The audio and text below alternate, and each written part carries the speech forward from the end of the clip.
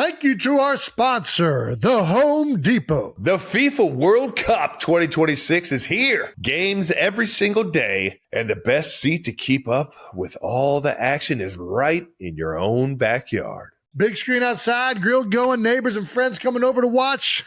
Now that's how you host. As an official supporter of the FIFA World Cup 2026, the Home Depot's got what you need to get the backyard match day ready. That's right. Whether it's a projector screen setup, string lights, little patio furniture, the Home Depot will help you make your yard the go-to spot. And with fast, free delivery on over 2 million items, you can focus on setting up the ultimate backyard fan zone instead of making trips to the store. So, as we welcome the world to our backyard, get your home watch party ready with an assist from the Home Depot. To learn more, visit homedepot.com/FIFA World Cup 26.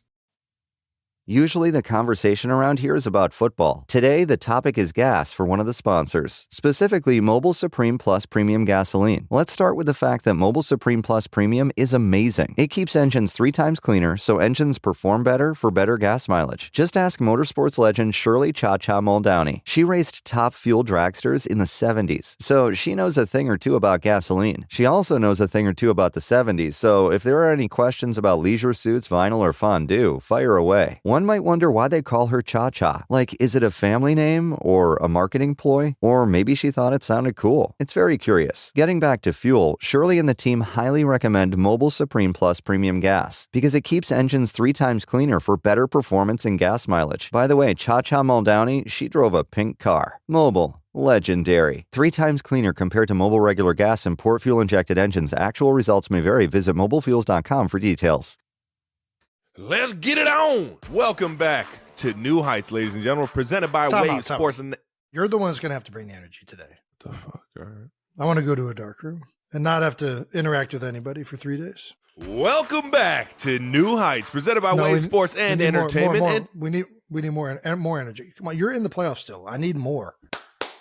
You're going to be good cop, I'm bad cop today. Good cop, good cop. I'm the good cop. I know. That's what I'm saying. Hey, I just did my first desk pop.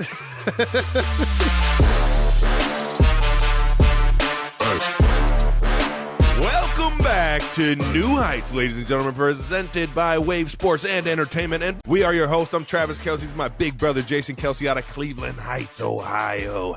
Northeast Ohio's finest right here, baby. New episodes drop to you every Wednesday during the NFL season here on New Heights. Subscribe on YouTube and wherever you get your podcasts, and follow the show on all social media at New Heights Show with 1S, and check out our official fan club at newheightsshow.com. Also with 1S. Jason, why don't you talk to the people, bud? Yeah, we got another huge episode coming up for you guys. Obviously, we're going to react to the wild card weekend of all the games, including ours. Get to some fan mentions. Nice shout out from the Zach Brown band. Which is pretty good. I've been a little doppelganger a little bit. And then we're going to talk about some massive coaching changes that are happening around the league. But first, as always, new news. Coming in hot, player all pros, Jason, yet again, the best center in the National Football League. Hey.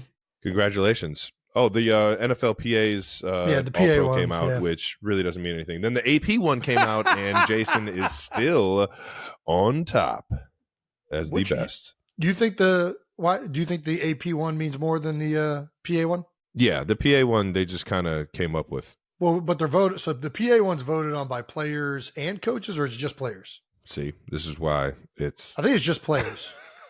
Who'd you vote for on it? So I think on the PA one, you're only allowed. I was allowed to vote for defensive tackles, offensive linemen, and linebackers. I think that's what it gave me the opportunity to vote for. If I remember that. DNs maybe. It only gave I was outside backers. That's it? Outside backers. You couldn't do safeties? Mm-mm. That's weird. I think they leave safeties for the QBs. I do like that they limit it to who you're actually playing against, though. Yeah, I respect it. Or your peers. Yeah, I mean, to be honest, both are cool to be on if you're on both. But if you're just on one and it's the one that they just kind of made up like a couple years ago, it's not as cool. The AP one, I think, is very unbiased. Guys in the league can, I think, I don't know, go with a popularity contest. Well, I think that also you and I both know you get reputations in the league, and I think guys, you think very, very highly of players that have been around for a long time. I think that that's very natural in the NFL. Yeah. And I think the AP usually is a much more subjective to what's happened in that season. They break out production, stats, games played, all that. Yeah, and none of it's perfect. I think Frank Ragnow had an incredible year in Detroit. I think really, really highly of Frank. He was the second team All-Pro in the AP. I don't know where he was in the NFLPA one, but these awards a lot of times can go to a number of guys, and there's a lot of guys that are up for it. So it's never perfect in who gets it, but I do think the AP in general does a good job with theirs because it's so many different media outlets across the country that are kind of voting on it. That's what I was trying to say. But congrats again on being first team, dude. Obviously, so well deserving, man. I appreciate it. All righty. Well, let's talk about some more awards for you, Trav. You're up for a People's Choice Award. Fucking nonsense. How about this, dude? Look at the company the Big Yeti is in on the 2024 nominations of the People's Choice Award. Look at this list. It's just I Coco don't Gauff. get Is that how you pronounce that name? I'm not gonna lie, I don't know. What did I do to get Athlete of the Year? Coco Gauff. I did SNL. LeBron James. Is this only athletes? I'm just now realizing of the year. Yeah, that's what this one is. I thought it was the People's Choice Award. It's the Athlete of the Year. So there's multiple People's Choice Awards. It's yeah. There you go. I didn't know that. People's Choice Awards are like what would be like an Oscars or an Emmys. Yeah. There's multiple categories. Nice. Mm-hmm. That's why we do this. You learn. All right. How is Simone Biles on this? But her boyfriend isn't. How is my dog Owens? I mean, he's so weird. Playing some good ball over there, I guess. Yeah, man, this is pretty cool. 92%ers. Let's get this thing rigged. Let's start voting up the Big Yeti for the People's Choice Award, Athlete of the Year. If you didn't know that there was different segments, we just covered that. Fans can vote once per day from now until January 19th at 11:59 p.m. And fans decide who wins this. Well, that's why it's the people's choice. The people decide. It all makes so much sense when you put it like that. So yeah, let's put a link in this. I don't know where the link is, but let's get a link in there and make sure you click that thing and vote for the Big Yeti. I won an award. Jason gets nominated in Sexiest Man of the Year, first team AP All-Pro. But I'm not the people's Sexiest Man of the Year. If it's a democratic process, I'm not getting Sexiest Man of the Year. That's like one person's opinion that just got it swift. There's no fucking way. Yeah, that was fun. Okay, let's move on to some football. How about that? Yeah. Let's get right into it. Chiefs, Dolphins. Man, that was a fun game to watch, Trav. That was cold as fuck. It looked like it. We're going to get to it. Chiefs 26, Dolphins 7. You talked about it. I think everybody saw it. It is fun to watch when it is just that when the elements are that absurd. It's fun to watch. How was it playing in it? It was shocking how cold it was. And it wasn't like, because you're in you're by the heaters, you're in the locker room. Then when you go out on the field, it's like the temperature just drops right now, and you feel it in your hands, you feel it in your toes, your face. Like everyone saw Coach Reed's stash. Like I could feel my mustache hardening up. It was shocking how cold it was. And that was probably the first game I'd ever caught myself, like even during a drive, like if I got taken out for a play, like running over to the heaters to like warm up my hands and my like feet to try and get feeling back. Like it was that freaking cold. Yeah, we're going to get right to the cold portion. It was the fourth coldest game in NFL history with a negative 27-degree wind chill. The temperature just ambient was -4. It was incredible. What were guys doing to combat? So Were you guys using hand warmers, feet warmers? I know some guys that they use some heat warmers on their hands or in the pockets. Did anyone put them in their shoes? Did people put them in? Yeah, dude, that's when you know it's cold. They also that can backfire. In what way? It can burn you. I'm not going to say who it was, but one of the guys ended up putting double socked it up. Double socked. Okay. Foot warmer on top, and then inside the shoe, and then spatted his shoe. Okay. So you got pressure kind of pushing down on it. Ended up getting like himself? 2 golf-sized blisters on the top of his feet. Ooh. Yeah. It was just like looking at it, I was like, damn, dude, that had to hurt the entire fucking game. Did you not feel it? Right. I mean, he probably didn't. He couldn't feel his feet. Exactly. It's nuts. Did anybody do the latex glove underneath the football gloves? I've heard that people have done that before. Yeah, and I've actually done that before, and I've never. Wouldn't do it again? No, because it kind of slides. The gloves slide around a little bit more, I feel like. You know what else I've heard people do? I forget. It was somebody that was in Seattle. Cayenne pepper in your socks. Have you ever heard of that? Apparently, it heats up your feet. I don't know. That sounds like an old wives' tale. Doesn't it? It does. All the defensive players were layering on the Vaseline. Yeah, everybody. Yeah. Vaseline at that point ain't working. Don't matter. Did you sit on the heated benches? Yeah, the heaters. The heaters were really the only thing. I made sure I kept them hammies warm, kept them glutes firing. Yeah. Yeah, gotta stay loose as possible. When the wind wasn't blowing versus when the wind was blowing, was it like? It was ridiculous. So it was so cold you really didn't even feel notice. It. No. Yeah, it was just cold. At that point, it's just like, you're frozen. You're in it.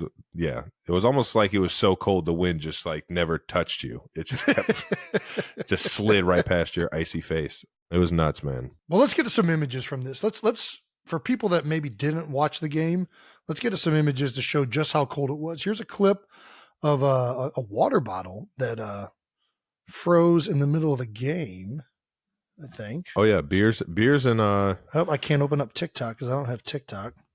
Beers and water bottles. Beers and water bottles were freezing.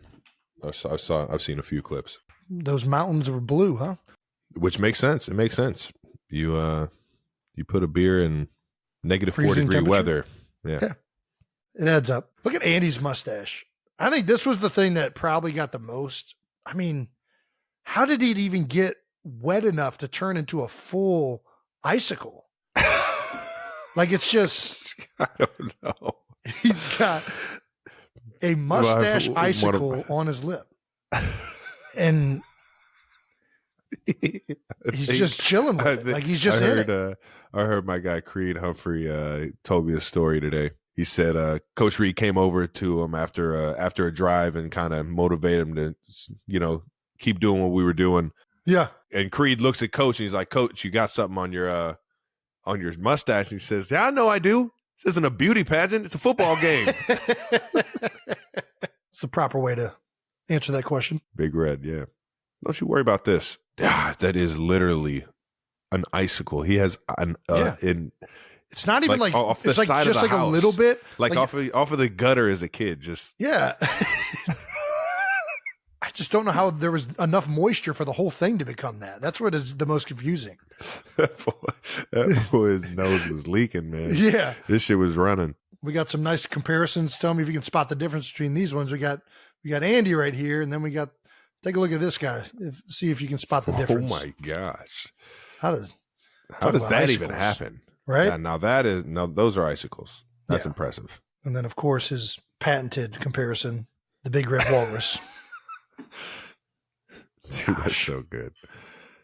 That's actually a pretty clean cut walrus right there. It's impressive. It is. I've seen some worse walruses. Looks like an AI. Is that a real walrus or is this an AI walrus? That's a real one. It's a good looking walrus. With the groomer. And lastly, with the cold weather, I guess I still want to talk about the field. What did the field feel like? Because it looked at certain parts, especially the closer it was to the sideline, that it was just like rock hard. Yeah. No, it was 100% rock hard. Once you got to the white on the sidelines, both out of the end zone, both sidelines. Concrete. Yes, 1,000%. It looked like it. It looked hard on the edges of the field. Yeah, no, it was hard, and the coils. We obviously they made The heaters underneath.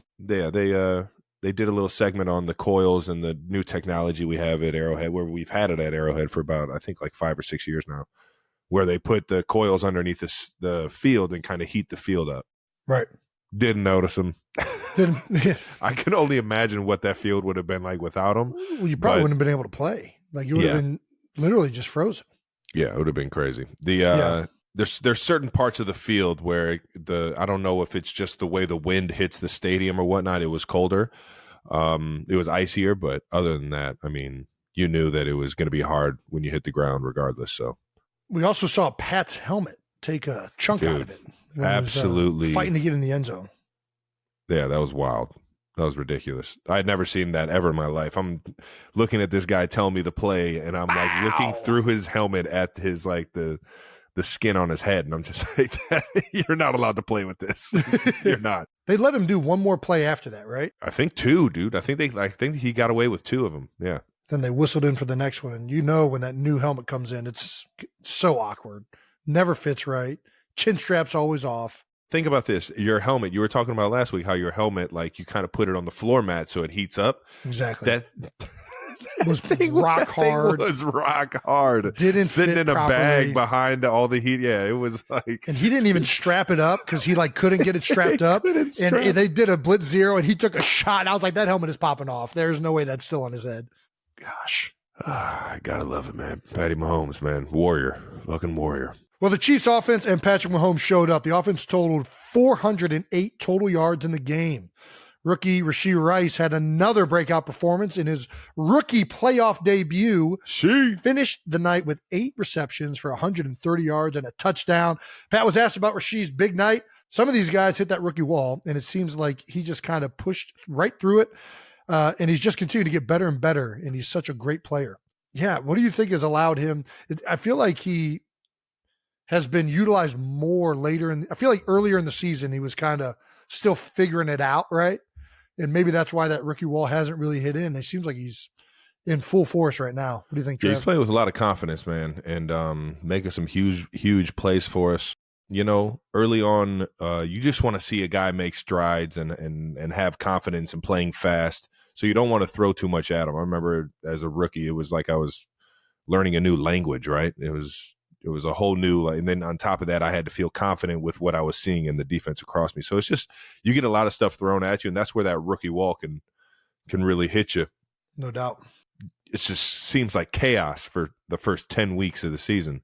I think Coach Reed and Coach Nagy and the offensive staff have done a great job of just kind of like slowly building on the things we have in the offense for him. And on top of that, he's done a great job of just understanding, you know, what the guys are teaching, how coach likes things ran, how Pat feels comfortable with things being run. And he's just kind of, you know, he's turning into his own right now, man. It's fun to see him, you know, it's fun to play with him when he's doing all this shit, man. Well, he's certainly coming into his own. It's been awesome for your guys' offense. You know, you guys really needed that one extra guy on the outside to really open things up. And boy, has Rashee really stepped up. Big Yeti finished the game with 7 receptions for 71 yards. Big day for the Big Yeti. Isaiah Pacheco, 89 yards in the rushing touchdown. Pop. And Pat, of course, had a record night as well. 262 yards, a touchdown, and with his 2 big runs for 28 yards and 13 yards each, Pat made Chiefs history. He officially passed running back Marcus Allen for the most career postseason rushing yards in franchise history. That's crazy. Oh, shit. That's nuts. That's nuts. I would have thought Damian Williams had it, but I think we only had him for 2 playoff runs, so that kind of makes sense. But damn, Patty Mahomes out here wheeling and dealing. He's getting loose in the postseason. Breaking helmets, just trucking. Yeah. Dude, lowering his head. He's got it's like a weapon of war. You know what I mean? Like that's like an antique at this point. Like that thing is, you'll remember that helmet forever. He's got to get that thing like dipped in gold. Yeah, it's a collector's item. That thing's worth that almost as much as your rookie card is. Fuck you. And that fucking rookie card. And whoever the fuck put that as my rookie card, fuck you, respectively. I don't know you like that. All right, sorry. And lastly, to round out this complete offensive performance. Kicker Harrison Bucker had himself another big game. He was perfect, 4 for 4 on field goals and set a franchise record for most field goals made in a single postseason game. Harry! Georgia Technical Institution. Is that where he went? Yeah. Nice. Georgia. Harrison. What a guy, man. He absolutely pounds the freaking ball through the uprights, man. I love it. He butt kicks it. I think he had a few bruises from this past game. A few what? Kicking the ball off, and those field goals from it being so fucking From cold. The ball being so hard? Yeah. Oh wow.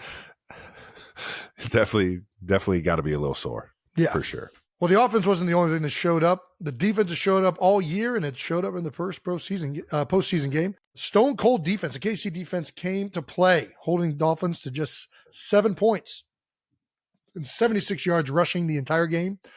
They also had 2 sacks and an interception. The Dolphins were scoreless on 10 of 11 drives. One of the most explosive offenses in the NFL, which just goes to show how great this Kansas City defense is. I mean, these guys almost broke the NFL record at one point this year for most of the points in a single game. Back earlier, I forget who they were playing. Was it the Broncos? I think they were playing the Broncos. Yeah, right? it was the Broncos. But not on the Chiefs D. Didn't allow a single run over 10 yards. Miami also converted only 1 of 12 of the third down situations. After the game, Chris Jones was interviewed by NFL Network and found out during the interview he only was credited for half a sack alongside George Karlaftis, and he was a little upset. Oh my gosh. What sack this was. Oh my God. I'm so sick of them doing that. I'm going to tell you right now, this is the third time that they gave this guy half of my sack. Stop it. I was there. I had him wrapped up. It's my sack. I would go ahead and listen to Chris Jones, who's ever recording those stats, unless you want a pissed off large human being that is really good at sacking people. My dog George Karlaftis is out here getting after the QB too, though. I think he had 1.5 sacks. I think they gave him a half a sack, but he had one of his own as well. So he actually at least had one. George for sure. George for sure. He had 1.5 because they. Well, he had one. You don't want Chris mad at you. Well, I'm just saying what they're giving. You can't have Chris him. mad at the show. He's friend of the show. That's a good point. LeBron's stat of the game: Patrick Mahomes is tied with Tom Brady for the most quarterback playoff wins before turning 30. Ever with 12. So one more and he'll hold that record. Ellie is losing her mind up there. Ellie, are you okay? Hopefully she's all right. Yeah, I mean, this is standard. She's a trooper. Wyatt probably took one of her toys or something. Ellie? Thief. Ellie. She's moved on. LeBron stat before 30. All right. Well, oh, gosh. That's nice to know. Bucks 32, Eagles 9. Oh, gosh. All right, bummer. We have to talk about it, dude. The Eagles season comes to a close in Tampa. Initial thoughts on the game now that it's over? It was how the season ended. We just frustrating, especially offensively. Just really stalled out at the end of the year. A lot of blitz, zero, a lot of pressure, and we just couldn't really execute. So it's frustrating, really, really frustrating. I love everybody in that building, all the teammates, all of those coaches so much. And you put a lot of hard work in, you really do. And, it's when it doesn't pan out and when it, it's a heck of a collapse. We started out 10-1 and finish losing six of our last 7 games.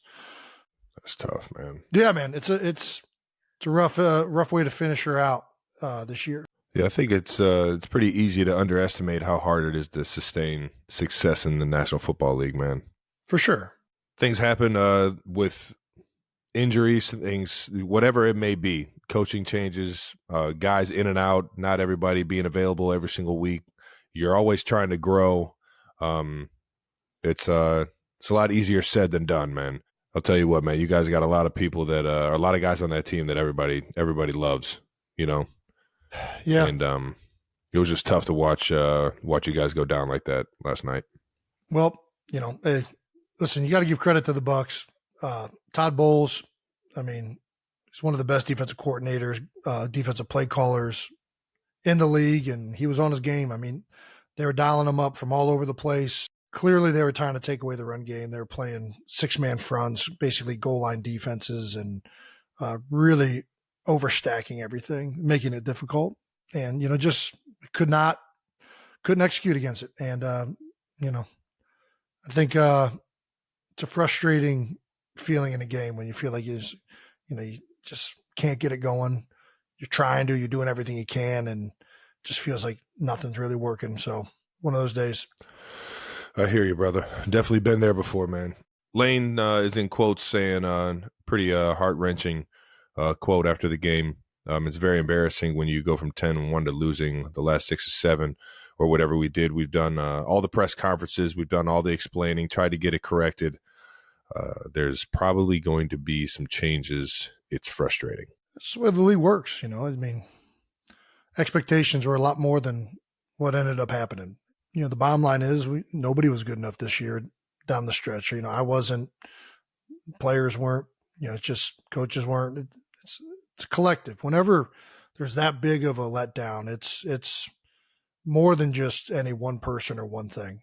So it's always, it's frustrating, to say the least.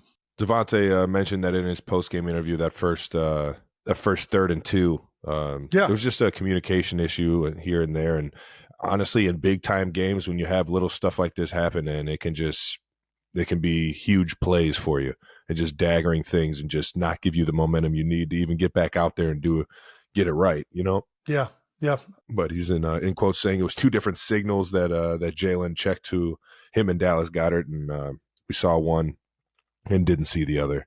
And it's little stuff like that, man, that you try and harp on all week to, overemphasize communication and do the things like that, so you avoid this situation in the game. But obviously being on the road and being in the heat of the game, man, sometimes things like this happen. It just sucks that it happened on a big game. Yeah. I mean, that was one play. There are a lot of other issues. Emotional ending, dude. I think everybody in the football world felt this one, man. Clearly a lot of emotion at the end of this game for you guys, but I can attest for it because I was feeling it. I know Kylie, mom, dad, everybody that was at the game was feeling it. And I know all the friends and family that I got texts from that wanted me to tell you they reached out. They were all feeling it, man. And it kind of started when you went up to Stoutland. Stout? Yeah, and gave him a big old hug. I feel like Stout and I have been hugging it out at the end of every season for the past 3 years now. But, it's, guy means a lot to me, and we've been through a lot of battles together. And, there's no chance I'd be where I'm at without Jeff Stoutland. And, he's really allowed me to flourish with my strengths and to a certain extent mask my weaknesses for a long portion of my career, which has allowed me to play and execute at a high level. So, and he's taught me so much about the game, so much about life. The guy's passion is unbelievable. So, whenever, I realize that, it could be potentially one of the last times I get to do that with him, I just, really want to make sure that he knows how much I appreciate him. Yeah. Didn't want to get emotional, but what can you do? You can't help it, man. You can't help it, man. Are you kidding me? Yeah. You're Kelsey. Any final thoughts on this thing? Yeah. I don't know. We got exit interviews tomorrow. I guess maybe we'll talk about that here in a little bit about what, what the NFL is like once their season's over. But, I don't know, what, next year's going to look like with the team and, coaches, players. Obviously, like Lane said, there's going to be some changes for sure. But, I just want to make sure everybody knows how much I love and respect and appreciate the effort and energy that they put into the year. I know the outcome, Philadelphia was, not acceptable. But I love each and every person in that room, and I'll always believe in them. Maybe I just feel like that's, I don't know. I'll always go to battle with each and every one of you. So, So it makes you a great leader, man. In the post game, a couple of guys did answer the question about their future. Brandon Graham was asked if he would be back next year. If the Eagles will have me back next year, will be my farewell tour. Lane Johnson also said he'd be back next year. Lane, I think I have a few good years left. I didn't announce what I was doing on purpose, despite, I guess, what's been leaked to the media. Yeah. But, I think there's a lot of, people can kind of feel body language and stuff. I just don't think you're in a position after a game like that to really, make that decision. I just don't. There's too much emotion in the moment. There's too much going down in the moment to really fully grasp that decision.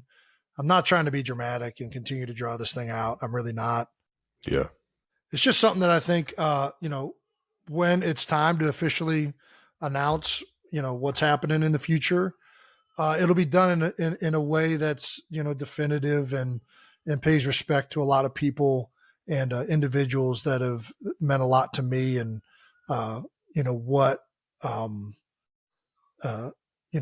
has led to the career I've had. And, I don't think that it would be respectful or even accurate to be able to do that right after a game like that. Yeah. Frustrated, I guess, at kind of everything that's happening, but in the future, there'll be something said, I guess. But I did address the team and pretty much said the same thing that I just said to you, which is, I got belief in every single one of you guys, cherish the moment you have in this league. So, yeah, I think it's kind of the way it went down. And, a lot of guys like, if that is your last game, I feel sorry for you. And I'm like, don't feel sorry for me, motherfuckers. I've had a fucking,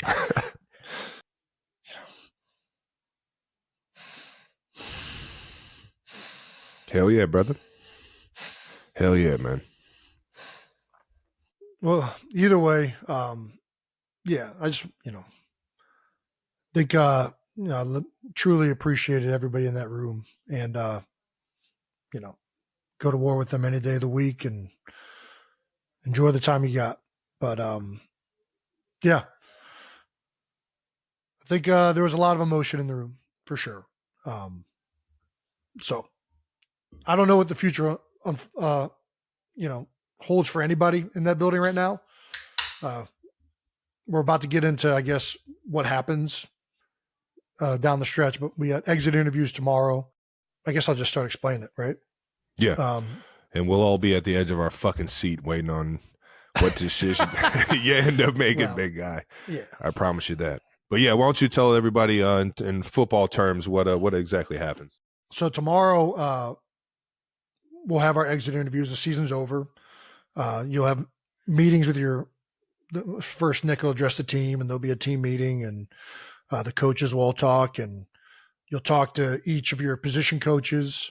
You'll do your exit physicals, make sure that you're cleared, or if you're not cleared, what is still hurt. Talk to the strength coaches.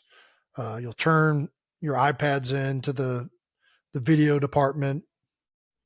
iPads, playbooks, whichever one you're using. All that stuff. Is there anything else I'm missing? No, that's pretty much how it goes. Some guys that know they're not coming back will clean lockers out. You'll see people start to pack some things up. Yeah. Sometimes the general manager will want to talk with specific guys that either have contracts up or just want to gauge their thoughts on the season. So, yeah, a lot of that's going to take place tomorrow. And it'll be another probably emotional day. So, yeah, we'll see what unfolds tomorrow. Yeah, I hear you, man. And every single player in the National Football League has been through those. If you're lucky enough to get to them, to be honest. Sure. Let's talk some other NFL storylines, maybe some happier ones, maybe. All right. Yeah, let's do that. Let's get in some player insights around the NFL storyline. Let's pick this energy up. I'm with you. Let's get some thoughts on the other wild card weekend game, starting with the Browns and Texans game in Houston. I'm not going to lie, man. I expected the Browns to win this game. Yeah. I thought that they entered the postseason with a lot of energy. Joe Flacco was slanging it. I felt like the Texans kind of snuck in there a little bit. But they got good energy, man. This was one-sided. Got them boys. Holy cow. D'Amico's got this them wasn't even around, close.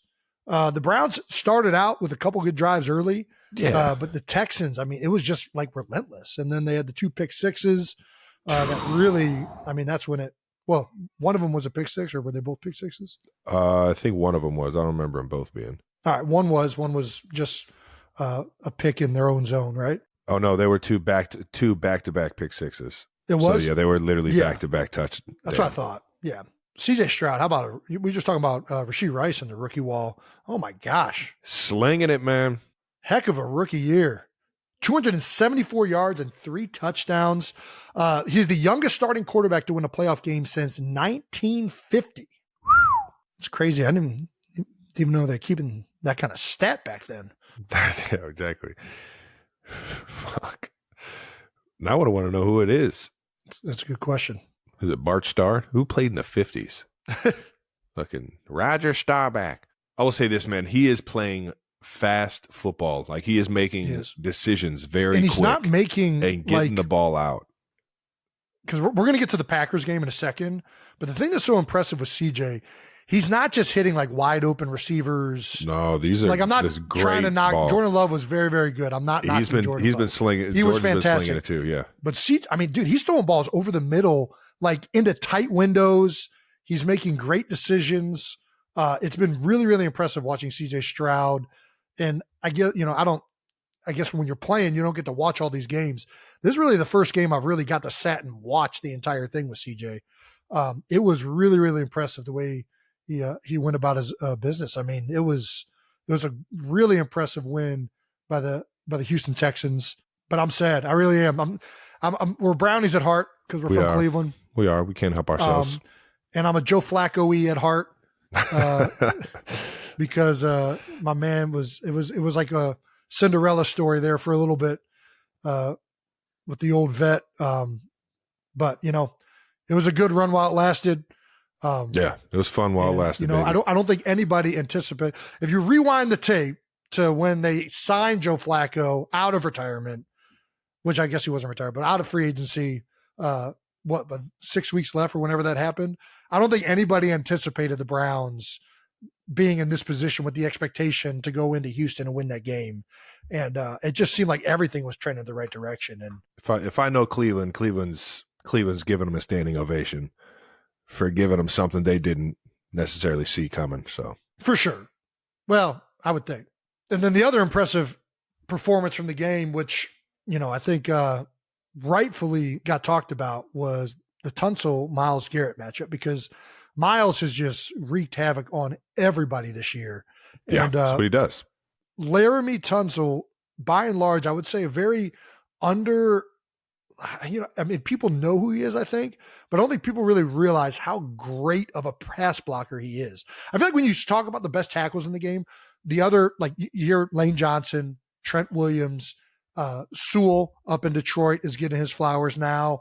Darisaw in Minnesota, I think people kind of caught on to his rookie year. For some reason, Laramie isn't a name that I see thrown out there as much. Maybe that's because the Texans just haven't been very good since when he's been there, I guess, if that's fair to say.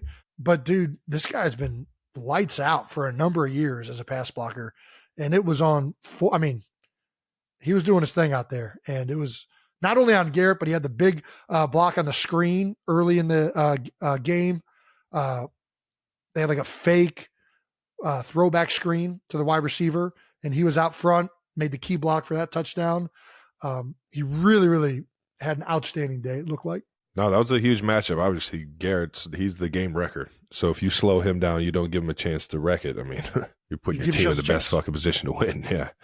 Let's get into some Cowboys Packers, man. How about the Dallas Cowboys? Fuck. Actually, no, let me rephrase that. How about the Green Bay Packers, man? Green Bay Packers going into a hostile environment and looking like they knew they were going to go in there and just put up a 40 ball on them, man. He took the ball.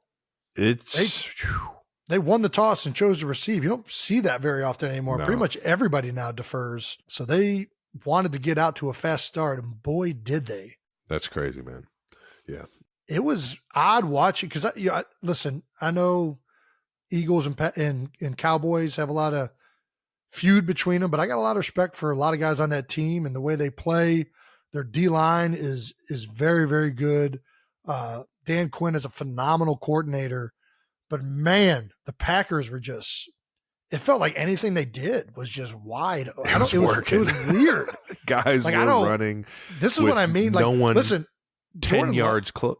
Even Jordan Love played them. great, but these dudes are wide. It was insane how open everybody was. Yeah. And like they talked about before the game about, I guess there's no tells from this Green Bay offense of what Matt LaFleur is doing between the play actions and the runs, and everything is married up, I guess, that well. You saw a couple of them were just busted where there's one in particular where Gilmore was a man, and like it just so happened right when he looked back, I don't think it was the tight end. I forget who it was, but they broke back out the same way they were. Yeah, just I think it was Dobbs. Dobbs. Yeah, that's right. And 87. All right. it's like just like perfect time. It was just one of those games where I feel like everything they called, everything they did, worked to perfection. So offense and defense, everything. The defense played really well in the first half. Dak and them started getting it going a little bit towards the end of the half and in the second half. But I mean, it was just, there was no way they were catching up to them at that point. It was already, I think, a 3-score game once they started getting some momentum. But yeah, it was very, very dominant performance by the Green Bay Packers in the hardest stadium to get a win in over the past 2 years. I mean, Dallas didn't lose a single game at home in Jerry World this year. And you could see the shock, permeate throughout the entire stadium. Not just the fans. You can see it on Gary's face. You could feel the shock in the world, dude. Everybody was like, I don't think anybody anticipated that game unfolding that way. It was the first time a 7th seed has won since the playoffs expanded to 14 teams. 7 teams. Yeah. Okay. Well, that's a LeBron stat. This was also the Cowboys' first loss at home all season. I think I saw a stat saying that Green Bay has more wins in Dallas over like the past 20 years or something like that in the playoffs. Because Aaron Rodgers was beating Tony Romo. I mean, that sounds right. It was something like that. I bet that's true. Which is crazy. But the Cowboys only have 4 playoff wins. That's right. Only 4 playoff wins since 1996. The team is taking a lot of criticism right now after this performance and the high expectation for this season. Yeah. Which fans are always right to be frustrated, especially in a situation like this. Not a good ending for the NFC East. I mean, both us and the Cowboys getting blown out in our playoff games. I think everybody thought highly of the NFC East coming to the season with the way it unfolded last year. Cowboys are trending right. The Giants are trending, and it's just didn't unfold that way. So it'll be interesting to see what happens down there in Dallas. Yeah. The old Jerry Jones in quotes saying, "I'm floored." Yeah. You could tell. There was a lot of shock on his face in the middle of the game. I think everybody saw that. It was just like, it was like everything that was happening was just like, another one. Damn, he's wide ass open. Oh, shit. And I thought, in my head, I saw how many yards and how many times guys were wide open. And in my head, I'm just like, Jordan Love's 30 for 35 right now with 4 tubs. He only had 16 completions. They ran They were just so wide open that it felt like they were throwing it all game long. And this is what, listen, when you run the ball that effectively, dude, it just opens up so much more Aaron stuff, Jones, especially in that back there, style of offense. Because LaFleur comes from the Shanahan tree, and all of that stuff, if you can't stop the run, it's just inevitable that all that other stuff is going to be open. And it's, Aaron Jones was going off, and, with every successful carry that he had, it just was putting more and more pressure on those guys to get downhill and stop the run, which is opening up more and more space behind the linebackers. And it was an impressive game for the Packers, to say the least. LaFleur is actually headed to Shanahan next week, play the San Francisco 49ers. So San Fran with the bye. As well as Green Bay played, and it's, you always root for the underdog, 7 seed. San Fran is so good this year. I mean, I'll have my popcorn ready. Oh, yeah, no doubt. And then on Sunday night, we got to watch the first playoff victory in 32 years for the city of Detroit. That's right, It's the just Lions. fucking electric, huh? The Lions. They had the Eminem up in the Detroit suite Lion. going crazy. The humble, they are. I mean, they're just knee biting out here, man. They're just some Find a way, blue-collar, just clawing away. blue-collar, auto-working Lions beat the Los Angeles Rams 24-23 at home at Ford Field.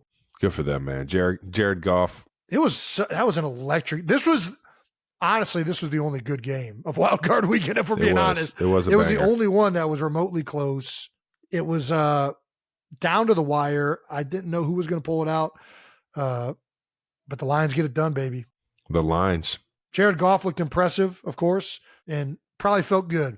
Probably felt really good. Probably felt real nice. And I thought he handled it with the utmost class. Yeah. But you could see it in his face how happy he was to get that victory.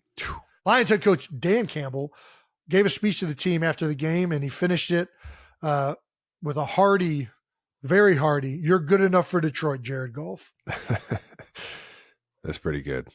I mean, is there a more inspirational guy in this? I mean, listen. I'm trying to find. I mean, the camera's been on him, so he's been in quotes for a lot of good shit.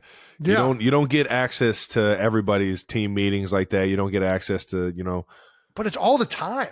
You're right. It's even in interviews like post game, pre-game interviews. He just infuses belief and it's. You gotta love that, man. He's a motivating son of a buck, man. Whatever. I feel like, however much coffee he is drinking, it is working. He is revving them dudes up. You think he's a coffee? I think he's more of like a pre-workout guy. No. Instead of he said in that first press conference, he's like drinking one of those before whatever. He's a coffee caffeine drinker. fiend. Oh yeah, right. Caffeine fiend. I like that. I'm in on that too. Natural caffeine. His order: 2 venti coffees from Starbucks with 2 espresso shots in each. You know what we call that? The espresso shot in the coffee. We call that diesel. The diesel fuel. Nice. Diesel fuel. More than 1,100 milligrams of America's caffeine. trying to get rid of the diesel fuel. Not up in my house. I'm about to say I'm on St. Brown. Yeah. Led the Lions receivers with 7 receptions of 110 yards. Man, he's playing his tail off right now too. And he had the big catch at the end of the game. Everything on the line. They decided to throw it in a 2-minute situation to close it out. I think it was still like second down too, if I'm not mistaken. Like it was early. They wanted to catch him thinking run. It's actually not a bad play, man. Not a bad play. I mean, it worked great. Yeah, absolutely electric game up there in Detroit. Kind of mentioned it before. I had Eminem on the Jumbotron singing "Lose Yourself." Ah, God. Yeah. Fire me up. Brings you back to the first CD you ever owned. The Eminem Show, baby. The intro to the albums, The Curtains. Well, you know what happened to that CD though. Do you remember? You don't remember this? I don't. You bought that CD, and Dad got into the car after you had bought that CD, and he took it out and threw it out the window. I can't believe you don't remember this. It's one of the funniest things I ever saw happen. Fuck you, Dad. He started hearing some of the words and everything. Hi, kids. You want to watch me dig exactly. 9-inch He was nails like, through my eyelids? What the fuck is this? And he threw it right out the window. I remember that like it was yesterday. Yeah, he was not a fan of some Good of the... loady, Wody. Must be gone off that water bottle. Oh, man. Oh, man. That's pretty good shit right there. Man, shout out to Eminem. Congratulations, Detroit. And the Eminem Show, man. Yeah. One of the greatest albums of all time. Slim Shady. Willie, please stand up. Yeah, the Bills beat the Steelers 31-17 on Monday Night Football. Josh Allen had a big old game, threw for 203 and 3 tutties and rushed for another 74 yards and a touchdown. Yep. Playing Josh Allen football, man. Just out there flying around. No turnovers. I mean, that's going to be a big challenge for us next week, man. But the big story of this game was the chaos leading up to the game due to all the snow in Buffalo over the weekend. The game first getting postponed from a Saturday to, or I'm sorry, from a Sunday afternoon to a Monday afternoon. Dude, I don't. And then there was also a travel ban put on into effect from Saturday to Monday morning. How do you feel about the game being postponed? Dude, it shouldn't have been. I'm against postponements. You got to play the ball as it lies. I had to hit it off of Frankenstein's fat foot over there. That's such a banger. The game must go on. The show must go on. You're right. Whoever dude. gets to the stadium. Football. Listen, you don't got to drive to the stadium. Walk. Whoever can get 11 players to the field wins. Damn, that's some The Neanderthal. governor of New York felt differently. So it was postponed. Dude, is there anything more electric than inclement weather? Everybody wants to go to domes. I heard multiple people say they want to go to domes. Dude, it is so exciting. No. Takes away from the game. That's football, bro. It like builds the drama and like the. You got fans shoveling snow off of seats just so they can sit down. I mean, this was it invigorated an entire community to make sure they could watch some football together. I mean, this is incredible. This is good stuff, man. Shout out to the Bills Mafia, man. Dude, Bills Mafia Proving yet again they're one of the coolest fucking fan bases out there, man. Jumping through tables, they're shoveling seats. They're doing it all. One guy was doing a slide. Yeah. We'll get to that in a second. Yeah, back to the game. Yeah, sorry, yeah. Well, the game was the game, I guess. The game was the game. So back to before the game. Bills also put out several calls to action trying to get locals to come out and shovel snow at the stadium for $20 an hour, including an overnight shift on Sunday to make sure they were ready for Monday evening. Overnight shift. Is that double pay? Nope, still $20 an hour. It's not bad for shoveling snow. Did we ever? We never went up and down. I did. We never went up and down the street though. Yeah, we didn't go like that far, but we asked a couple neighbors. I remember getting a few sidewalks. Yeah.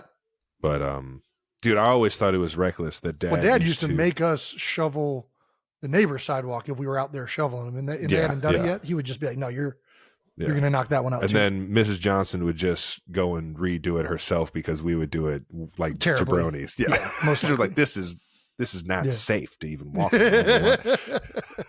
Shout out to our neighbor. This is actually more dangerous than if you would have just left the snow there. Now it's slick as ice. Mrs. J, you're the best. Thank you for teaching us that our shoveling wasn't good enough. I learned from that. Yeah, but I thought it was the funniest thing ever. We get out of the house and Dad gets a snowblower. Yeah, well, he's not shoveling snow. He's got bad back. Of course. But he was out there, and he would always blow the snow on other people on the other lawns. Yeah. It's never going on our lawn. Snowblower 101 right there. Everybody knows that. First rule of snow blowing, you got to get there right when the snow hits. You can't wait for it to cake down. Second rule of snow blowing, you blow the snow in the other person's yard. That's how it works. Everybody knows the rules of snow blowing. Gotta love Papa Kels, baby. Yeah, it's pretty electric, man. Who knows? Might need another night shift coming up this weekend in Buffalo. Oh, if this happened in Cleveland when we were growing up, do you think we would have gone down there? Yeah, I think so. I mean, we never went down to the stadium. We never saw a game. One time we went down. No, I saw you play a preseason game there. That was the only time I ever went there for an actual football game. We went down there for the Drew Carey show. The Drew Carey show needed some extras. They needed some extras. And we showed up. So I guess we probably would have showed up. They didn't even pay us $20 to be extras in the Drew Carey show. We definitely would have showed up. Are you kidding me? Yeah, we were out there for free in the middle of July. just sitting in the stands. Torched. Yeah, with no concessions open. We're just standing there while they were trying to get Drew Carey and the cast to go up and down the steps for like a one scene. Yeah. Yeah, we would have definitely been down there. Why? Because this is one of the coolest bonding experiences you can have with your friends. Dude, I mean, it looked fun. I'm not doing anything next week. I might show up to go shovel some snow. It sounds like a good idea. That'd be pretty Dude, fun. I could bring the flamethrower Cam Jurgens got. You gonna start come to flamethrowing Buffalo? The seats. These guys are trying to shovel snow. Let's get some flame in there, melt that stuff. Dude, all right, chill out. All right. Don't get Bills Mafia too fired up. All right. Don't get them too fired up. All right. I still got to go in there and win a football game. Let's talk some coaching chaos, man, since the season's been over. It's been absolutely nuts. It has been. It's been a wild end of the season, man. A lot of legendary coaches are changing. Apart from all the playoff storylines, 8 total teams have now let their head coaches go. 25% of the league has fired their head coaches. Shit. First up, the most surprising one probably is Pete Carroll. I don't think anybody anticipated that one. Yeah, didn't see that one. I don't even know if they're parting ways. Has that even been said? Because I thought there was some stipulations that they were going to try and retain him in some capacity, but then Pete came out and said that he wanted to keep coaching. I mean, he's loved up there. I don't really know what's happening. Jody Allen released a statement announcing that Carroll wasn't fired, but his role is evolving from head coach to a advisor. That's a very nice way of saying that, Jody. Pete Carroll said, I competed pretty hard to be the coach, just so you know. He wanted everybody to know that he wanted to remain the coach. Yeah. I realize I'm about as old as you can get in this business. Hey, don't do that to yourself, Pete. It doesn't come off that way, Pete. Just so you know, it does not come off that way. It not by any means. The energy you bring, I ain't seeing it. It'll be interesting to see what happens. I don't know. Is he applying for other coaching opportunities, or is he taking this evolution into advisor as the job he wants? Because I'm assuming if he wanted to be a head coach, there'd be other opportunities with how much success he's had each and every year up there in Seattle, and really his whole career. Yeah, and to give you 92%ers a glimpse at that, Pete Carroll is the winningest head coach in Seahawks history, with a Super Bowl to prove his dominance. The Titans decided to fire head coach Mike Vrabel. Vrabel was the head coach of the Tennessee Titans for 6 seasons. He led the Titans to 4 consecutive winning seasons when he arrived in 2018, but finished the last 2 seasons, multiple games under 500, unfortunately. Mike Vrabel, Northeast Ohio guy, Ohio State alumni right now. Vrabel was named the NFL's Coach of the Year, February of 2022. Titans owner Amy Adams Strunk was asked about the possibility of trading Vrabel. Yes, we thought about it at the end of the day with the league rules the way they are. It would have maybe put us back 3 weeks, and to get the right head coach, I was just not willing to go back of the line and take a chance of missing out on someone we really wanted. I think that makes sense. I understand a lot of people saying that they certainly probably could have traded Vrabel. It's surprising that they fired him at all, to be honest with you. Definitely wasn't expecting that, especially with his success and how much he's loved by his players everywhere. And I know the last 2 seasons haven't gone very well, but I think there's some other issues going on there that I think might not be at the feet of Vrabel. Braves. But either way, I do agree with this assessment. I know a lot of people are saying you should have traded him, get some value for the coach. But the reality is you only have so much time to get into this hiring process. And I think it's more important to hire the best candidate that you like than it is to get value for the old ball coach, Mike Vrabel. But certainly surprised. This one was maybe more surprising than even Pete Carroll. I know we said that one was the most surprising. This one was right up there with it. And it came out of nowhere. There was I didn't really hear any inkling of this permeating in the media in the days before it. So very, very surprising to see Vrabel out in Tennessee. Yeah. And more major coaching news. The Patriots and Bill Belichick have decided to part ways after 24 seasons and 6 Super Bowl victories together. This news is a little bit old now, but we didn't really get a chance to touch on it last week. Yeah. We already talked about this, about how much we think of Bill Belichick and the legacy and the unbelievable coach that he is. It's hard to believe that he is not the head coach of the New England Patriots anymore by choice, like not by retirement, right? I think everybody just I just anticipated that being the way it was going to go, is he was going to do it until he couldn't anymore, and that was going to be that. But on his terms, yeah. Clearly he's still trying to coach, and there was a parting of ways there in New England. The Falcons appear to be one of the teams, as Belichick just completed an interview with Atlanta over the weekend. I mean, what are you even interviewing? Yeah. That'd be so weird to maybe conduct just to an get an interview understand. Yeah. with Bill Belichick. So what are you going to do, Bill? Show us your expertise. How do we know you know what you're doing? Yeah. Like you have to feel like you're almost the one being interviewed when you're interviewing Bill Belichick. I feel like if you're Bill, you're just like listening to these questions, or you're just like, yeah. All right, Bill. I know more than everybody in this room combined. Tell me what you learned at your last job. What are questions? Do you have any ask references? Yeah. Do you have any referrals? Is anyone? Oh, gosh. Who can we call on your behalf? The Patriots have since announced that they've hired Gerard Mayo. Yes, Travis, in honor of your favorite food item, Gerard Mayo is the next head coach of the New England Patriots, or the current head coach of the New England Patriots. Dude, he's 1 year older than you. I know. I've heard nothing but great stuff about Gerard. That's why you got hired immediately. I think it was kind of in his contract saying he was going to be the next ball coach. There's been a lot of stuff coming out of New England about what I guess Gerard Mayo has meant to that organization. So I don't think this is that surprising. I think I've heard from a lot of people how smart and how great of a coach he has been in his role. I think within the stuff that was in their contract, it seems like New England was ready to go in this direction whenever Bill was being let go. Yeah.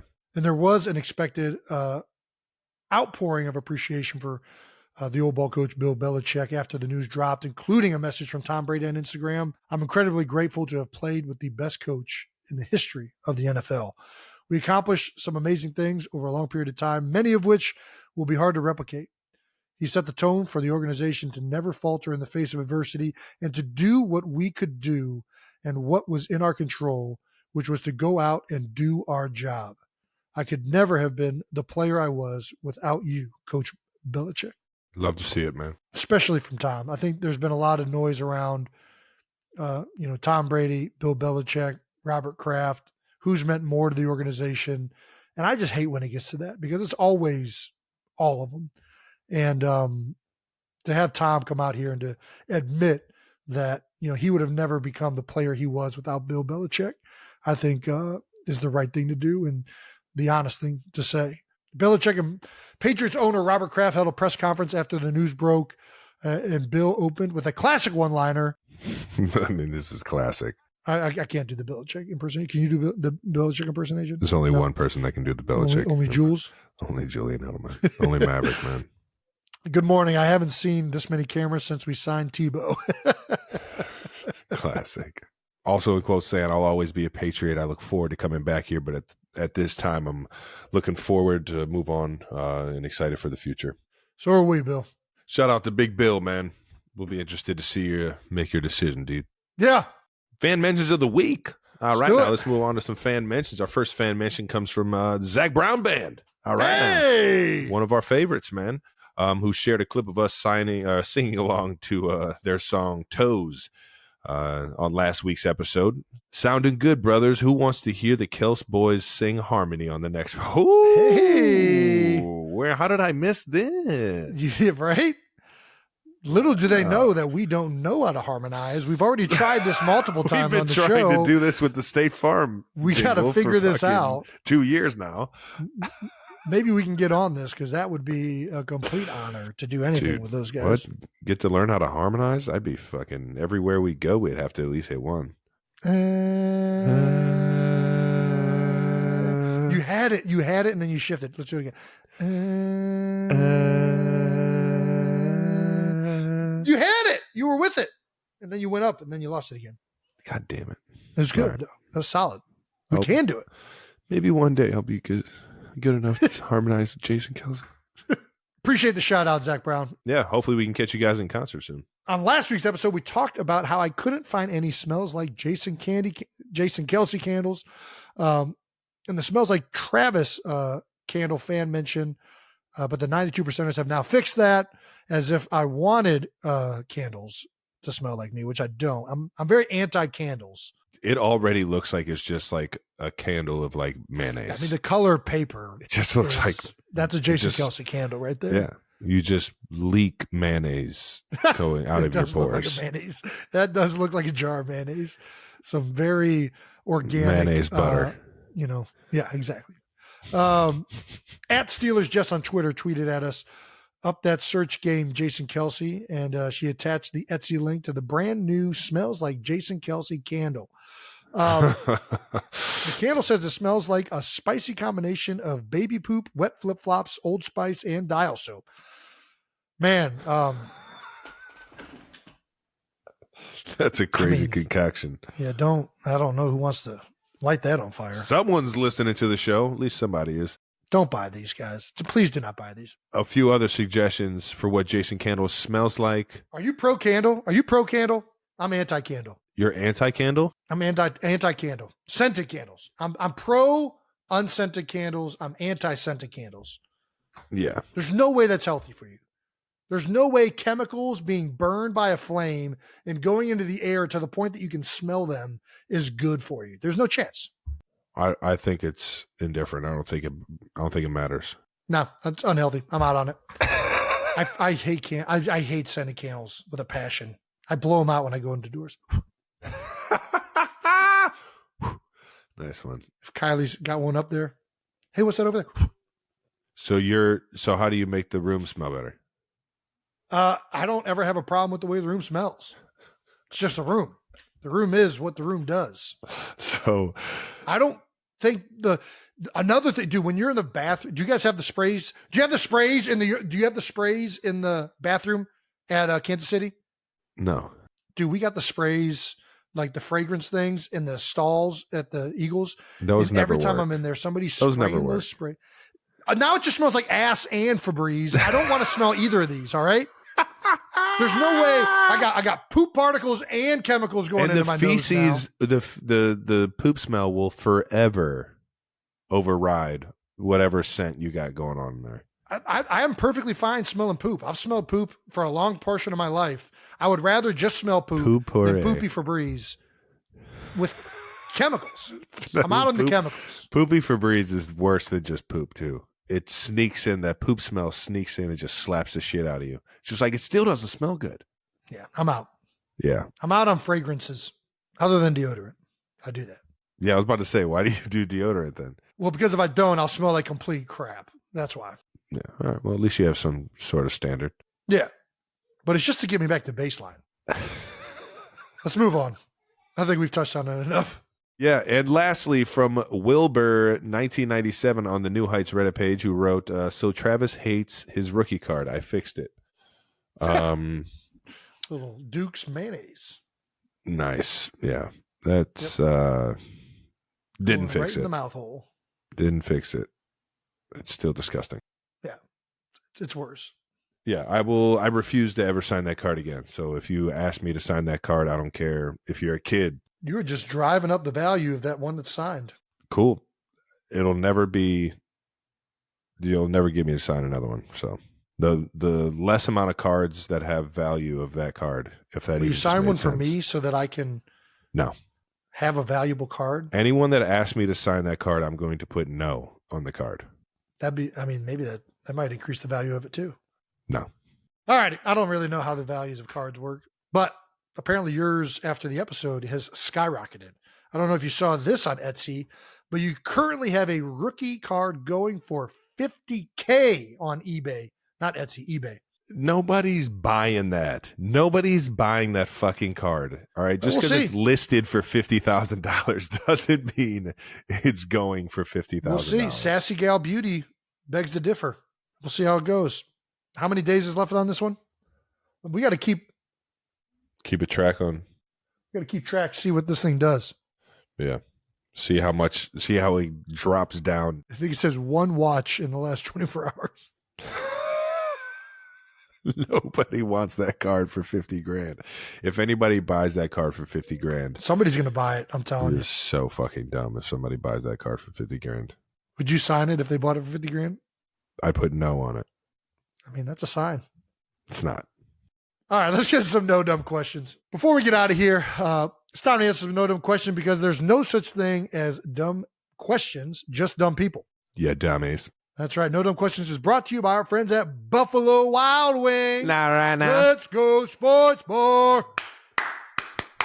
Thank you, Travis. Not right now. From at StubbaFam5028 on YouTube, No Dumb Question. If you could only have 5 apps on your smartphone, what would they be? Love your podcast, in parentheses. Thank you so much, Stubba Bubba. Nice. I would have no apps, and I would throw my phone into a volcano of magma because I hate how much I'm on my phone. I hate everything to do with my phone. You love it, Jason. Are you kidding me? It's I'm like your addicted to own it. personal search engine. I'm addicted to it. I can't stand it. I don't You gain like that so I'm much looking at it knowledge that out of much. it. You love it. I do like the amount of knowledge that it brings, but I hate the amount of distraction that it brings. I hate when my kid tells me to put down my phone because it lets me know how bad of a parent I'm being. When your own daughter says, "Daddy, put your phone down," you know how much that cuts into your soul and lets you know how shitty of a dad you're being. God damn it! Next I time fucking hate this thing. Next time she says that, can you just like screenshot what you're looking at? It's Some gonna be tells me something. it's gonna be some like It's gonna be high nonsense. tech fucking It'll probably be yard tool a or some crossword shit. puzzle on the New York Times because I do those for some reason. For some reason. That's what it'll probably be. Just get the New York Times sent to you so you can do them in person, so you don't have to feel as bad doing them in your phone. I used to have them sent to me solely so I could fill out the crossword puzzle in pen. And then Kylie got upset because they would just compile at the front of the driveway because I would never bring them Never finish them. No, I would never bring them inside. They would just sit at the front of the driveway. And then we'd have 8 newspapers on the front door, front of the driveway. I can see how she could get pissed off about that. All right, well, back to the actual question because your answer is fucking ridiculous. Oh, yeah. We didn't answer it. 5 apps. What are you going with? 5 apps. So are we assuming the included apps are like messages is included? All that's included, yeah. Okay. So we're just talking it's about like the auxiliary additional apps that apps, don't yeah. come with the phone. Yeah. All right. I like that rule. All right. What are your 5 apps? Oh, man. I'm going to have to go. Well, I guess iTunes comes with it. So, iTunes comes with it. well, then. But iTunes Music, I'll say iTunes Music is different because iTunes Music doesn't come with it. You got to pay for iTunes Music. Yeah, iTunes Music. All right. iTunes Music. All right, iTunes Music. Is that what it's called? Apple Music. Apple Music. There we go. We're fucking idiots. Yeah. All right. Apple Music. I got Spotify, if I'm being honest. Anyways, Apple Music. All right. I'm a Spotify. I'm not gonna lie. I'll include Spotify for me. Let's. I'll go Spotify. I'm a Spotify guy. If I'm being honest, I have subscriptions to all 3, just like I have subscriptions I have SoundCloud. to every single one. I have Spotify, I have Apple Music, and I have that stupid Cubos one that I need to fucking cancel, and I haven't canceled yet. Anyways, yes, Spotify. We'll just music app. Music app. Music app. God damn it. I guess if the essentials are already on there, I don't know what else I need. I really only Instagram, Twitter. I don't need that though. But you don't need any. You don't need any of it. This is asking what are your top 5 apps you have on your phone if you could only have 5 of them. It's not a necessity thing. It's a desire thing. Let's just go like this. I'll just go to my most used apps. Let's go to that. I was about to say, yeah. How do I find this? It's a good call. Screen time? Screen time. Maybe. App, website activity. Turn on app and website activity. I don't want to turn that on. I don't know who's going to be looking at that. All right, my dude. All right, here we go. I got... How'd you find it? You go to screen time, and it tells you what you use your screen for. I got But Spotify. Where I'm on screen time. Edit, yeah. Where do I go in screen time? Scroll down. To what? Most used. It says it right there.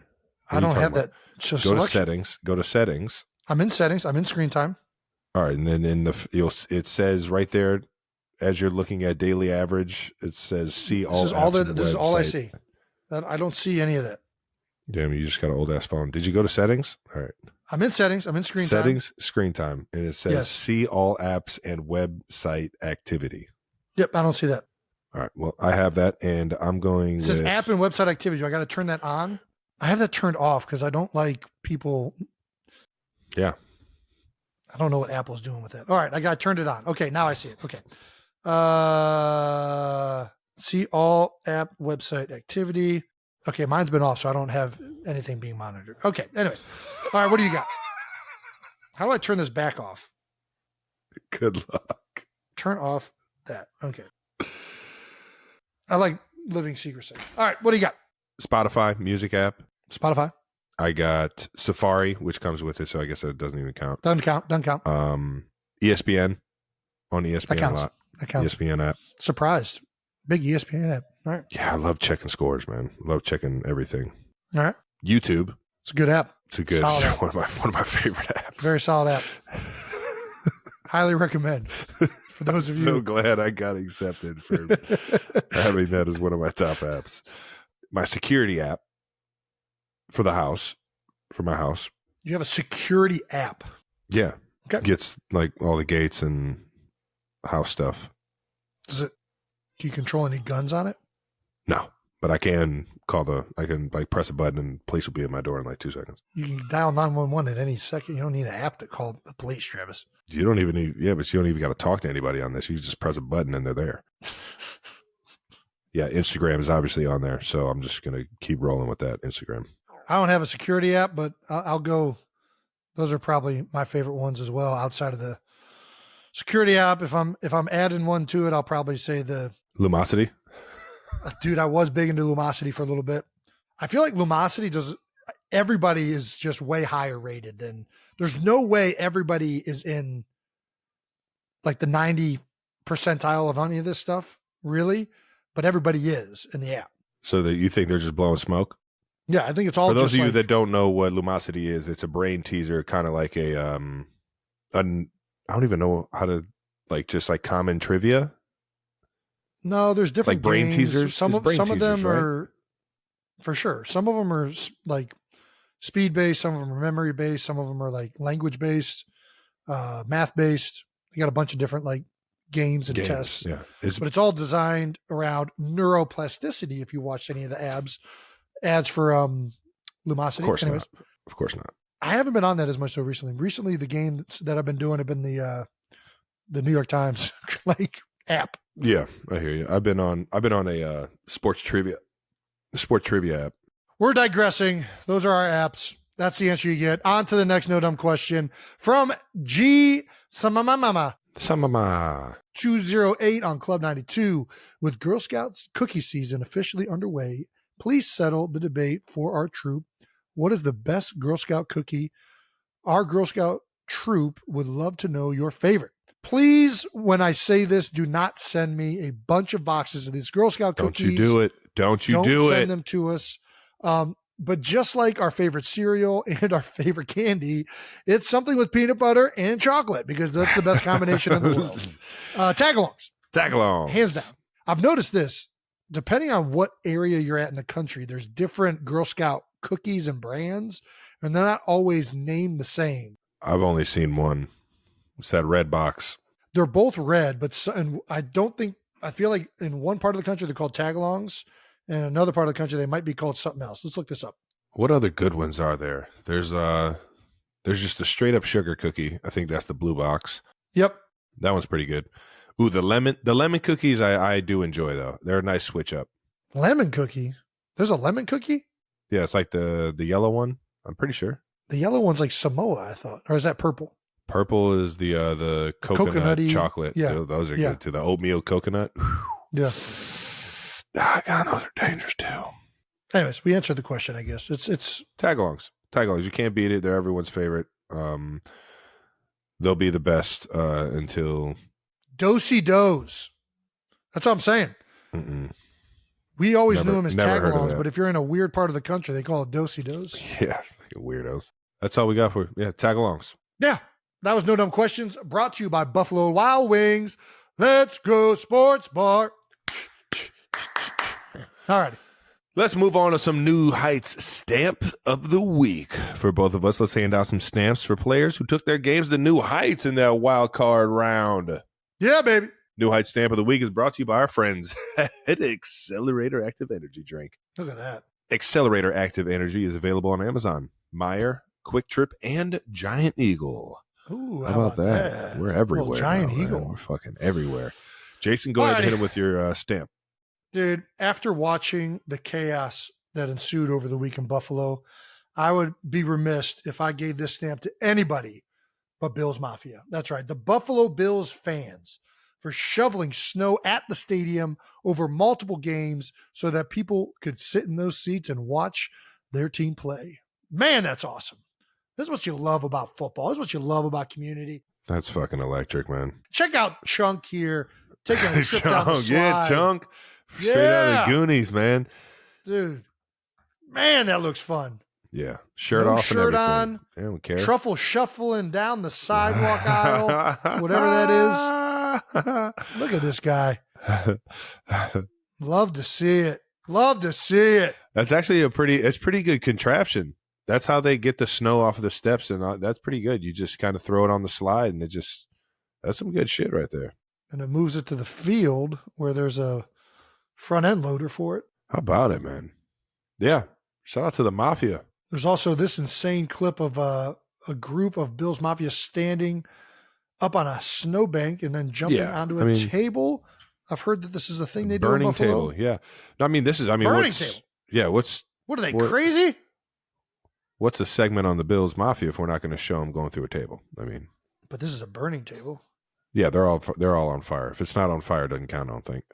Oh, really? Yeah. Oh! Whoa! It's pretty, yeah. Who doesn't love a good table? Breaking tables is just fun. Yeah, Bills Mafia with the table. From the top rope. Oh, man. Yeah, electric, man. And lastly, Bills fans deserve some special respect just for getting to their seats, which were still covered in snow at game time. There was this one ridiculous photo of a couple Bills fans in their seats early at the game. The snow was piled so high around them, you can just see their heads poking out. Look at that. That's wild. That's nuts. This is a message to all you guys trying to go to domes. Don't do it. Don't do it. Look at how much fun and this is causing this entire community. You don't get this in domes. No. You just don't get it. You get air conditioning and heat, but that's not bad either, though. All right, who you going with? Lions head coach Dan Campbell led the Lions to their first playoff win in 32 years. You just got to love it, man. You got to love everything they got going right now. Easy to root for because of the people they got and the way they're doing it, the way they handle themselves and go about it. No doubt. Turned the franchise around in just 3 years as a head coach. The team went from 5-11 the year before Campbell got hired. This season they went 12-5. This was only their second 12-win season in franchise history, and they won their first playoff game in 32 years, as I just said. Way to go, Dan. Got to give him his love. Way to take your game to new heights, Coach Campbell. Absolute legend in your own right as a player and as a head coach now. And love to see what you guys are doing over there and how you're leading those guys. So it's fun to watch, man. All right, let's get to the New Heights bracket. That's right. It is live, folks. It's going down. Right now, before we get out of here, 92%ers, we have a very important update on the New Heights bracket. Best NFL team name is officially up and available for all of you to fill out. Follow us on social for all the info you need to fill out your own bracket. You only have a few days to submit them, so make sure you're doing that ASAP. ASAP. Here is what the bracket is. These are the first round matchups and the seeds, which are not seeded, but this is how it will unfold throughout the competition. We will reveal in a future episode what you all will be playing for, but it is gold. That's right. Epic. It is gold. It is a trophy that we have commissioned. I like gold. A trophy that we had commissioned is a 6-month build. We started this in the offseason. It has finally been finished. Yeah, this has been nuts. It is over 100 pounds, over 4 feet tall. We got some inspiration from some of the trophies we saw last year. We got a good glimpse at not only the NFL's championship trophy, we got a good glimpse at the NBA championship trophy and Larry O'Brien. The Stanley. We got a good look at the Stanley Cup. Lord Stanley. And that inspired us to create a New Heights trophy. And you guys is are not epic. going to want to miss this. Absolutely epic. And the winner will receive a piece of that trophy. That is solid gold. So, yeah, if you want a piece of that trophy, 100 pounds of solid gold. That's right. This is our aggro, Craig. So be ready to fill out your brackets. You don't get the 100-pound thing. There's only a piece of it that you're getting that solid gold, but the winner will receive a piece of the New Heights trophy. That right now. We'll show you what that looks like at a future date when we can. But anyways, that's it. That wraps up this show. This episode of New Heights is officially in the books. Make sure you're subscribed on YouTube to the New Heights channel so that you know when new episodes are coming out. Check out our new bonus video this Friday. We'll be doing a divisional round preview, take a look at some new fan art, and talk about the first round matchups in our best NFL team name bracket. Listen and subscribe wherever you get your podcasts. Once again, New Heights is presented by Wave Sports and Entertainment and brought to you by the all-new Experience Smart Money Debit Card, the debit card that builds credit without the debt. Hey, you don't want debt? Get the card. How about that one? Follow the show on all social media at New Heights Show with 1S, and thanks to our production and crew for always making us look better than we are, and to the 92%ers, we love you for tuning in. See you later on this week.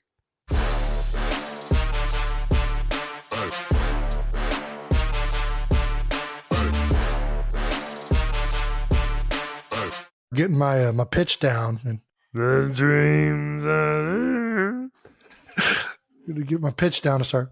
Burr, burr, burr. Burr, burr, burr. Burr, burr, burr. Burr, burr, burr, burr, burr.